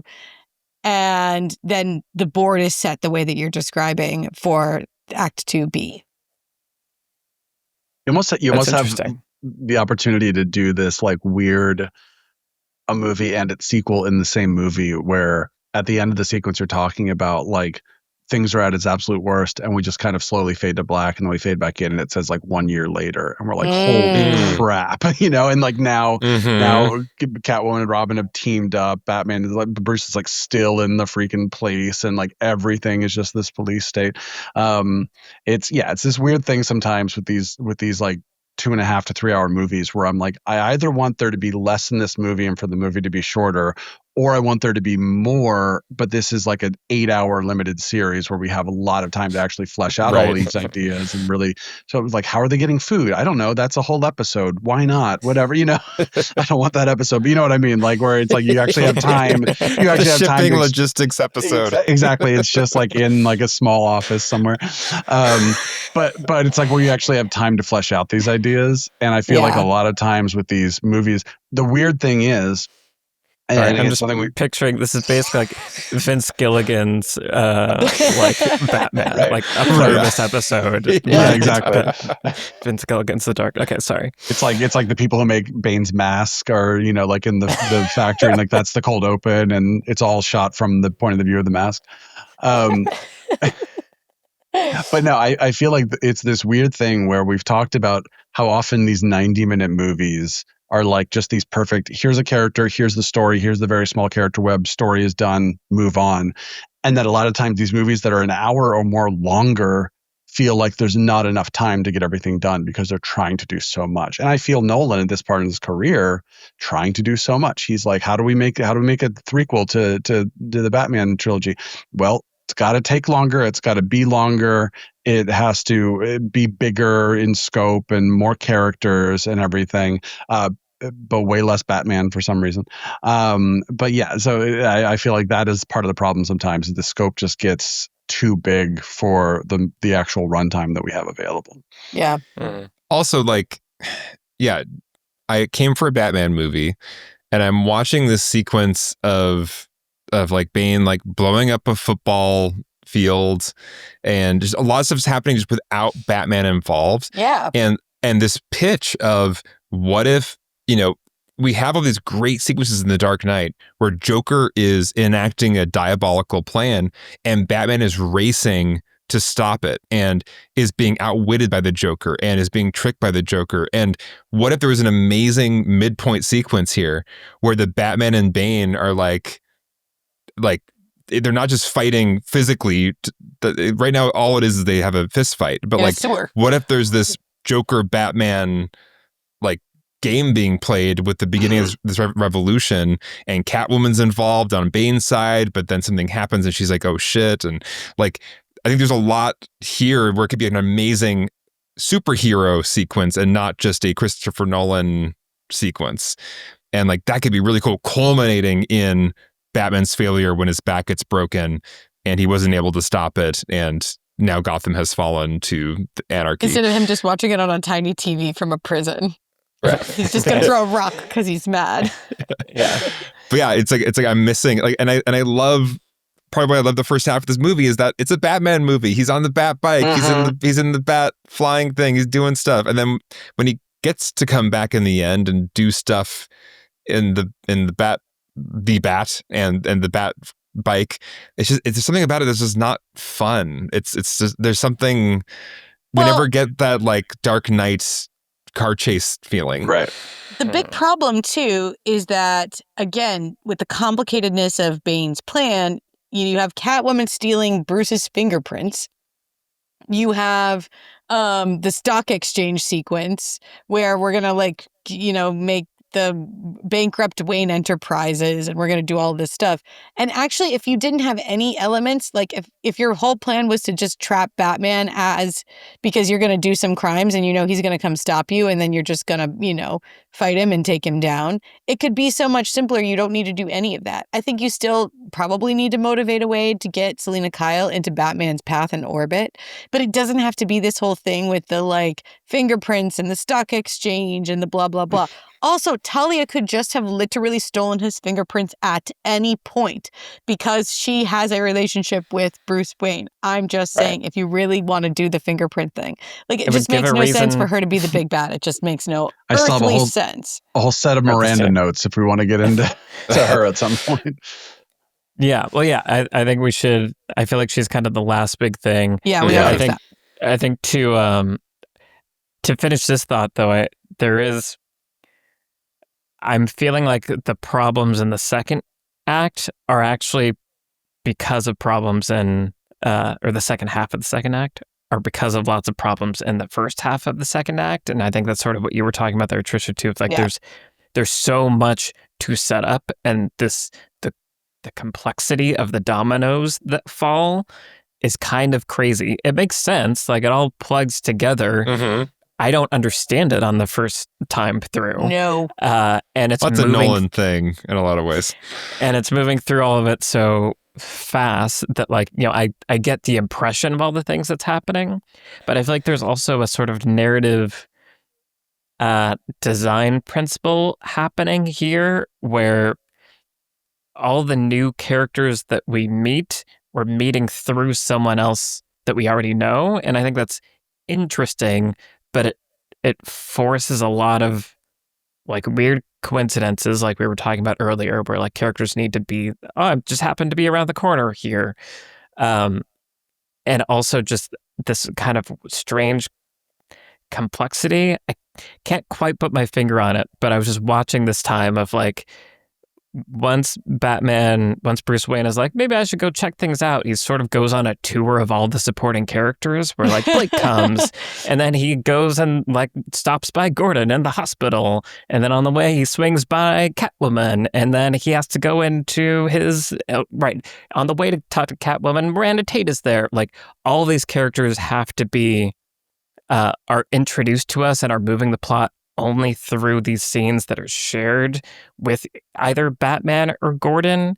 And I feel like that's putting weird constraints on how the complexity needs to get explained too.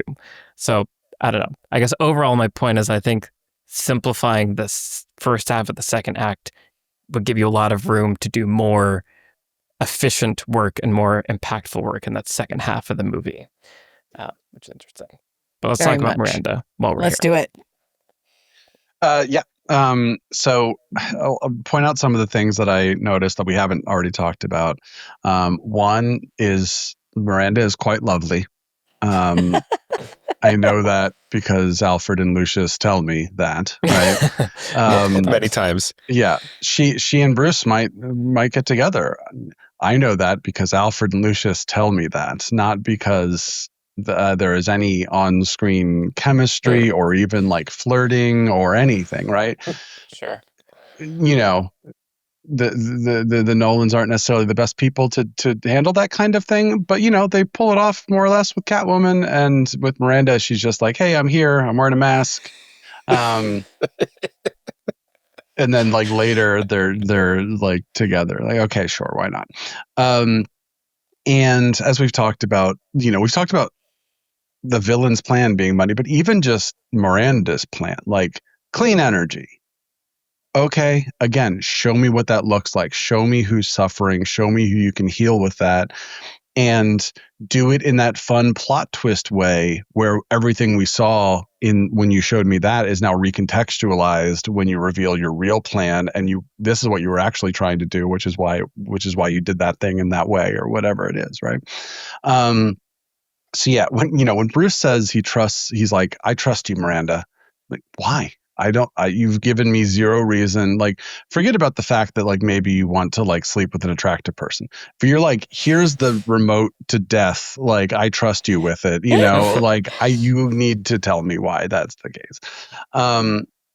And there's definitely a problem in Batman Begins, I think, with Ra's al Ghul's plan, which just feels like it's like a villain plan of just, you know, I'm Murder everyone. Yeah, I'm going to, it's a Lex Luthor, like I'm going to buy up all the condos so that then I can, have money, and then people will be like, what's going on here? I was just thinking like the MCU, where how many people have been like directly affected by like a Stark Industries piece of tech and are like seeking revenge against Tony Stark, whatever, where there's like this really direct thing, and the fact that like Ra's al Ghul on top of whatever mountain like even knows what Gotham is, because apparently like Gotham is like so insanely, it is Rome, like so then that the sins of the father become inherited to Talia, who now wants the same thing, but again we don't really understand why. So it's this weird Miranda's plan is kind of messy and Talia's plan is kind of messy. I like that they're tied to the same thing, the clean energy thing that then turns into a bomb if you have the death remote or whatever, like fine, but it's a little messy, or not even messy. It's just I don't understand it. I don't care about it. Right. And remind me, Talia is just her real name. That's her real name. Yeah. cover. Talia Right. al Okay, so when you're saying that, yeah. it's like once we reveal her real identity. Right. Yeah. And which, by the way, when a friend of mine who knows Batman better than I do was like, oh, apparently Talia al Ghul is going to be in this movie. I was like, oh yeah, I want a performance. I want Heath like a Joker performance, but a woman, like either, like a Harley Quinn who is like following in Joker's footsteps, or a Talia al Ghul who's like kind of insane or whatever. I feel like the closest we get is actually Kristen Milioti in Penguin, to the thing I was she's looking so for. good. Like Lady Gaga as Harley Quinn, like could have been that, but then that movie was that movie, But yeah, so again, it's why it's even more frustrating that we have like two female villains in this movie, neither of whom get to actually be a villain in the way that I'm talking about, of just like Two-Face or Joker or whatever, Scarecrow. But anyway, so yeah, there's messiness both with Miranda's plan and then with Talia's plan, where we just don't actually see what they mean. We don't care about them. They're just so it's like the relationship with Bruce feels like it's nothing. Miranda's plan feels like it's nothing. Talia's plan feels like it's nothing. And there's so much there that's a problem. And I don't have a great fix for a lot of it, but I do recognize that a lot of the things that we talk about, I'm just like, what if things happened earlier? And as I mentioned at the beginning of this movie, Bruce is meeting all of these characters for the first time. And the big problem in this movie is Bruce is a recluse for 8 years before this movie starts. And then he's gone for 5 months later in this movie, which means he has very little time to interact with people. I do think it suggested that him and Miranda like knew each other pre-recluse, like because she says, who wouldn't be so wounded as to, when it fails to like become a recluse. So I think they do have like a multi-year history. But like to Brian's point, they're also like Michael Caine has to be like, she's lovely. Have you seen her before? Like apparently not, because she's pretty. Right, exactly. Like, Right. Saying on paper, and that's what I mean by these characters don't feel like they exist. Just because we hear a monologue about their backstory or we have a line that they know each other, that doesn't mean anything to me, right?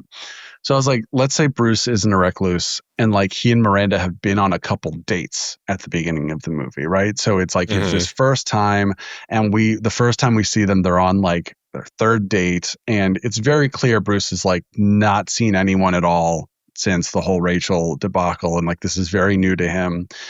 And Miranda is asking him about Rachel and asking him about his parents in a very sensitive, seemingly sensitive way. And he's actually opening up to her in a way that, we learn later she's just getting all the info that she can, which ties really well with your guys' thing about she's using Bane, right? Like she will just, and it's that sort of unhinged thing I'm looking for. She will just use anything she can, sex or,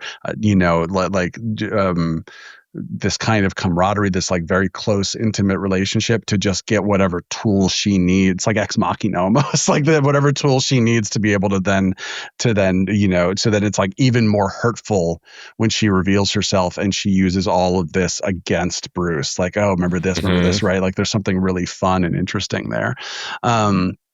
So yeah, I think that I had kind of thought about the reveal at like the midpoint because I want time to see Talia being Talia, but I really like what you said, Trisha, about the crisis of just like, yes, that is later and we have less time than with her as the villain, but there is something very crisis-y about that. So it's like if we have in my version where Catwoman is not clearly Selena at the beginning, so we reveal Catwoman is Selena to Bruce. We reveal Bruce is Batman. Batman is Bruce. All that. Then it's a lot to have Miranda show up from the shadows at that point and be like, me too. But then to save that for this like crisis moment, right? But whenever Miranda is revealed, I also then want a lot more time to see Miranda and Bane's relationship, whether it's the sibling thing, whether it is this sort of savior thing. I want to see them with each other. I want the like Right. Yeah. Darth Vader moment at the end where she takes off his mask and he looks awful, but like it's the only time we see like his face, and they have this kind of tender moment, even if she's like, I just killed you on purpose because I won, but also like I love you and I care about you and whatever. We have a relationship, some like, which is almost more psychopathic. So yeah, I just want a lot more time with Talia al Ghul as a villain. I want a lot more. Sorry, no. just the Out slow of mo. nowhere. Yeah, Stab. the fact that she's in this outfit like This for outfit is it's so like wild. 10 She minutes changes before. into She her, literally is like- like Yeah. her League of Shadows outfit. Yeah. I feel sorry, this is gonna totally derail us, but I love his sound that he makes when he gets Okay. stabbed.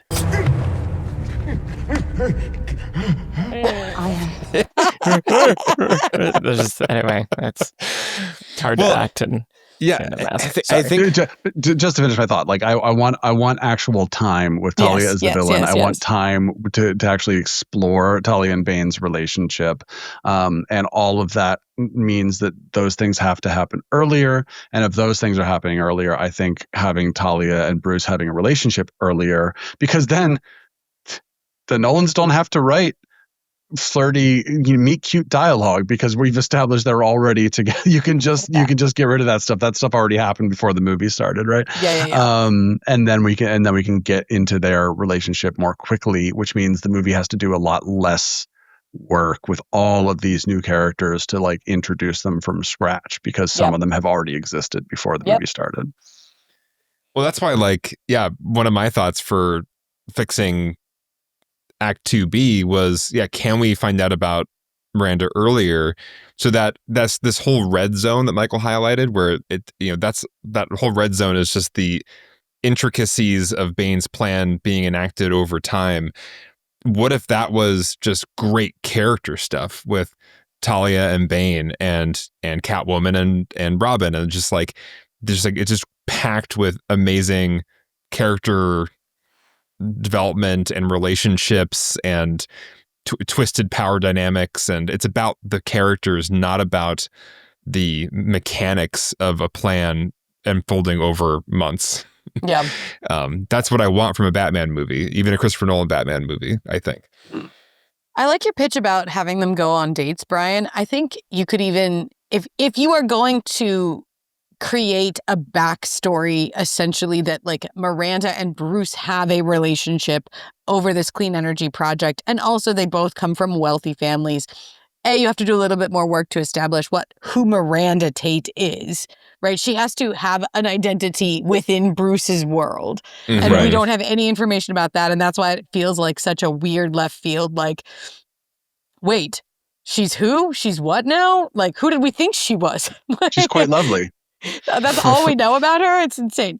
But so you have to do that work. But if you're going to say, oh, they collaborated on this clean energy project, and then once it was built, he got cold feet and didn't want to turn it on, and also broke up with her.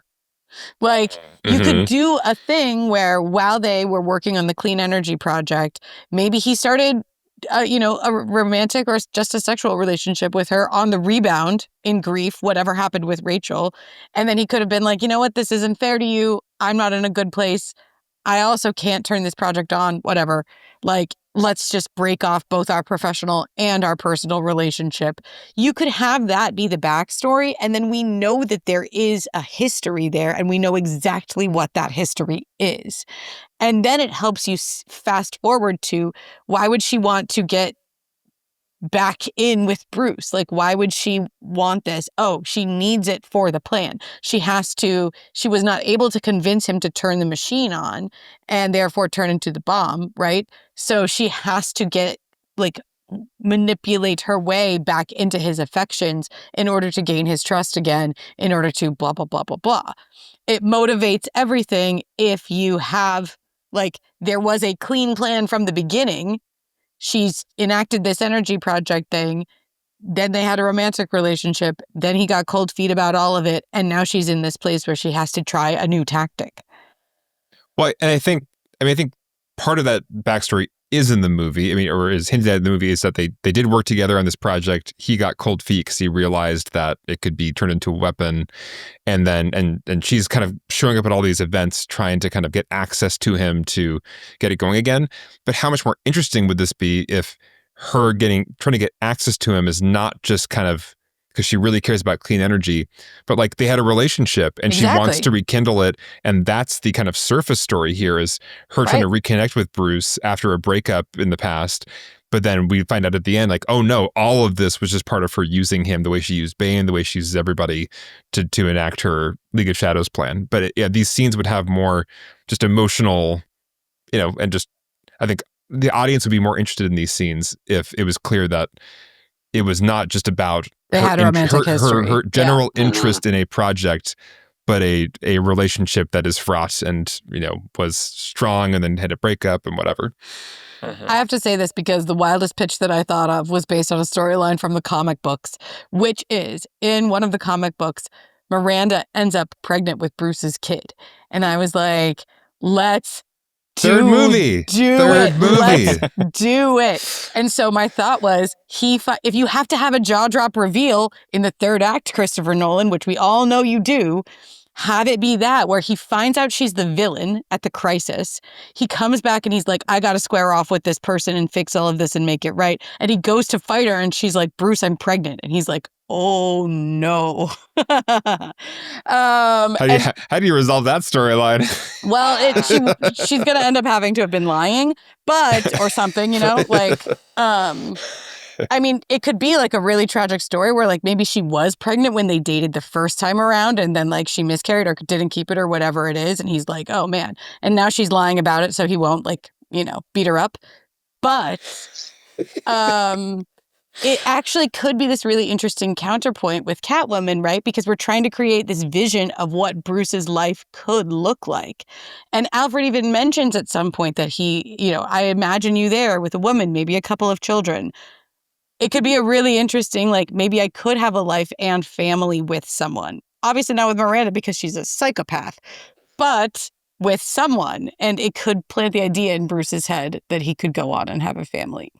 I'm just saying, I'm not saying that's the right way to go. It's probably problematic for a variety of reasons, but it is something a truly unhinged person might do and would be a way to give Bruce pause in the third act about how he's going to deal with the Miranda problem. Yeah. Let's just say one more thing, like the clean energy thing, just really quick, like it really has nothing to do with all the other kind of thematic elements here. Right. Unless we could tie it in where it's like clean energy and the clean slate.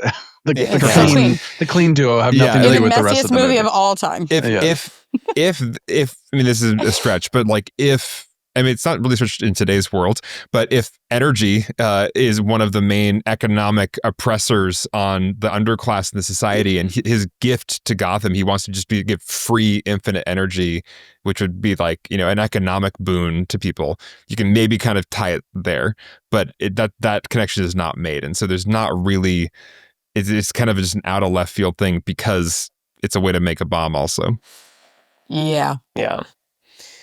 There's a lot of, I think, reverse engineered elements. I also feel like this movie was probably written relatively quickly. Like it was I think there was 3 years between the two. Yeah, but Nolan was doing that cadence of like he would just be making a movie like every 2 years. It was like off on. So like he was writing these really fast. Yeah. So that's just another thing to. It's like 160 pages long. It's very long. I think this twist also is one of those twists that doesn't change anything, and like comes so late, and I don't know what it adds. And anyway, that's just a thing to look out for. I guess also with the twist is like I don't feel like it changes the meaning that much, and because of the intensity of the circumstances, which is a nuclear bomb is going to go off in like 6 minutes. Like, I don't really care who was lying or not. Like, we got to stop the bomb. And so I think balancing the stakes and the audience's attention of what you care about at any given moment. We talked about this in our Interstellar versus like Inception video of like the cross-cutting between things. Do they have equal stakes? Do they matter equally to the plot? To me anyway, this reveal and the time taken on it at this point was like, this doesn't mean anything. Well, and regarding my pitch earlier, think about how poignant it could be if she had a relationship with Bane that we saw, and then this is a betrayal of Bane in the final few moments for ostensibly the same reasons that he makes somebody stay on the plane at the beginning, right? Where she's trying to frame Bane for the bomb going off, right? She's actually planning to escape from Gotham, and she's going to frame Bane for nuking all of Gotham. So he has to stay there and be a part of this whole thing and whatever. So she stabs him in the ribs or expect one of us in the wreckage, brother. and Throw it back in his face. takes his mask off, right? Like that would be the thing is like, this is how you kill and leave Bane here. You take off his mask, and it's something that Miranda could do because she has a relationship with him. She could be close enough to him to simply take his mask off. And that's also kind of a plot line from the comic books. The like, as soon as he takes off his mask, he loses his, the flow of the drug that he's dependent on and goes through like horrifying withdrawals and like can't move and all of this stuff. And so I think it could be really interesting if that scene, instead of being a betrayal of Bruce, is a betrayal of Bane. And yeah, makes Bane into that tragic figure we were talking about. I also like her, like wanting to get out of there before the bomb goes off. She should want to right now, escape. like both she and Bane are both equally kind of true believers and seem to be down to die with the rest of Gotham, but it's much more of an interesting contrast if Bane's the true believer and she's like, no, I'm not going to die. Like, Right. I'm going to finish this job and get out of here and frame you and use you. Yep. Yeah. All right. Well, I want to try to collect all Did we of fix Did we these do things. It's fixed, right? We fixed it all. This is how easy it is to fix a movie, guys. Yeah, so returning to our initial topics. So who the hell are the characters, are the other characters in this movie? I feel like there were lots of different issues identified, each with different kinds of solves that have different trade-offs along the way. I think for me, what was feeling interesting is the points you were making, Brian, about like we need to spend more time with these people and we need to demonstrate, we need to show, not tell what they care about. And so whatever those trade-offs are, I think they should be directed toward that direction so that we can feel and experience some of these things that the characters are telling us they believe and telling us that they represent, but don't. And so in your movie of almost 3 hours of runtime, make room to demonstrate and get us involved in that character stuff, because that's what we actually care about. And I'll add to that, as Trisha will often point out, and we all will talk about, the thematic backbone of the movie. One, there has to be one, but two, then like how are these characters actually interacting with that? And I think it's a lot of time those things solve themselves, which is it's not just, oh, I need a clean slate or I'm over here with clean energy or whatever. It's like, oh no, this thing that the whole movie is revolved around, how is our storyline and our, character arc and everything directly relating to that. We've said so many interesting things about how like, oh, Catwoman and Bane could be aligned, but then there's Shuri and John Blake and then this, and then what if it's like, there's so much you could do as long as everyone is kind of discussing the same thing, as opposed to kind of having their own thing going on that's completely unrelated to the main thing. Yep. Yeah, and like as we called out, this movie clearly wants to be about rising, and I think there's an opportunity to, like with Catwoman, with Robin, with some of those adjustments that we talked about, to bring that part of their arc earlier so you can demonstrate and hit that message on the head even stronger, getting to see that and not just kind of in the last act of the movie have them start to demonstrate those things. So I think there's a lot of like mini lessons in there, but I think solving for demonstrate, make us feel the character stuff, don't just tell us, is like a really big takeaway there. Why the hell is Bane's plan is a complicated one. And as identified, there's a a scale thing where it's literally the entire city is going to maybe blow up to a nuclear bomb. There's a temporal scale thing where so much time has to pass. And so I think there are lots of trade-offs and things to navigate in there. But I was liking where we were sort of landing of, if you are setting up this new world, like, give us more time in that world. Like, don't do that, 30 minutes of seeing the plan happen and then drop us into Act 3. And now we have to kind of scramble to catch up. As you were saying, Alex, we want to spend time with the characters. We want to see how they are reacting, what new behaviors are being driven by this new reality that we're landing in. So whatever you're moving around, I think solving for that, more character time, more time to understand how this new reality is going to change the heroes at the center of our story. And then who the hell is Bane? I feel like has maybe the simplest fix that I think is interesting that we've talked about a lot, but like giving a distinction between Bane and Miranda, where Bane is a true believer in the cause. He doesn't want to blow up Gotham City. He wants to give it back to the people. He wants, the people to eat the rich. He wants to enact this ideological thing that he and other characters speak to in this movie.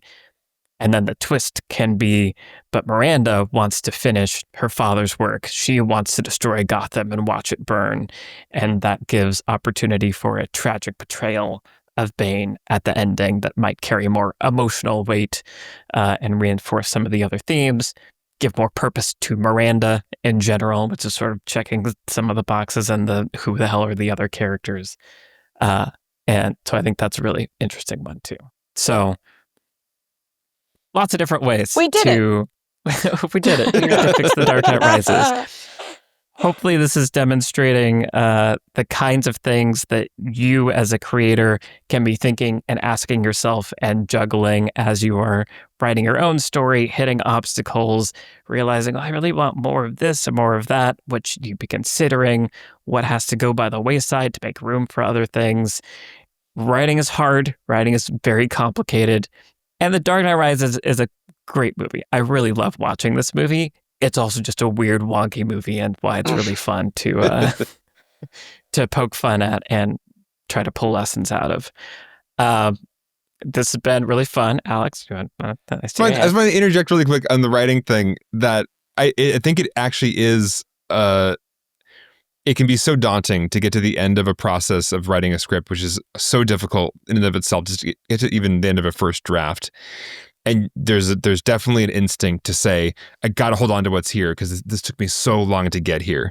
But so often, and maybe every time, the first draft is almost the launching pad for the process we just did. So your first draft is like, well, I had to figure out how to justify this and make this make sense. So I went to my first instinct, which is to do this. And so it got you to the end of your story and you figured out what your story was. Great. Now, I think what we did today is a good example of like what you should do to your own first draft, and you will discover like maybe amazing gems, ideas that you never would have thought of during that first draft process. But now when you kind of write this new version of the movie, it's going to be so much stronger. And I do think sometimes when I see really good directors come out with movies that don't feel as strong as they could be, I think they just didn't have the time to do what we just did, where it's like, it took so long to get this first draft done. I got to just turn it in and get this movie rolling. But you don't have the time and space to find the real gold below that first thought. So anyway, I think it's a really vital part of the process, and it can feel like something you don't want to do at all when you finish that first draft. But I think it's necessary. Yeah. I like to say people think that the first draft is the climax of the writing process, and just like the resolution is just kind of another pass, fix everything up. It's really the midpoint at best. It's the midpoint. It's or the inciting incident. Yeah, sure. But I think I like thinking of it as the midpoint because I feel like it's I got the thing I needed, which was this sort of like whole idea, this thing that feels like it's a complete piece. But now that's half of the process. Now there's this whole other half of the process of taking that. Yeah, obviously, it can be the inciting incident if you have a whole lot of rewriting to do, but hopefully it's more of a midpoint where it's just, yeah, that's half of the process. Now you have the other half of the process of deconstructing everything you just did and actually seeing what works and actually putting it all together, taking it apart, getting feedback from lots of people, and then getting it to where it's actually ready to go. Yeah. When writing lessons from Screenplay, I hit that a lot. That was a lesson that was beat into me because finishing the first draft, at first it was like, I did it. But then you realize, as you're saying, Brian, that's when the thing starts to tell you what it wants to be. And if you're listen to that, I think that's how you make it stronger. But it also, in telling you that, is saying that it's not that thing yet. And now it's your job in the second half of Act 2 with a little bit of that truth that you learned at the midpoint to dive back in, pull it apart, and figure out the best version of the story. And then you hit a crisis, and then you push through, and you like have an amazing script. Deal with your panic attacks, and then it's fine. Yeah. Writing's fun. Yes, writing's fun. Awesome.